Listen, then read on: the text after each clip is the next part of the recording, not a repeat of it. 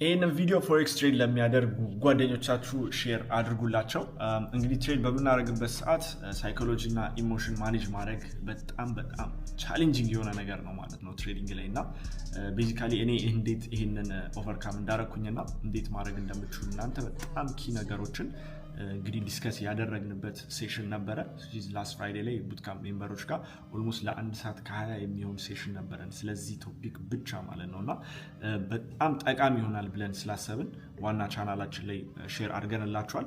እዛ ገብታችሁ እያንዳንዱ ነገር ማግኘት ትችላላችሁ ማለት ነው። ያው ብዙ ፌክ ቻናሎች ስላሉ በእኛ ስም ተጠንቀቁ። 110,000 ሰብስክራይበር አካባቢ ያለው ቻናል ነው ይሄኛው ሴሽን ነው ማለት ነው። እንደምታዩት 1 ሰዓት ከ20 አካባቢ ነው።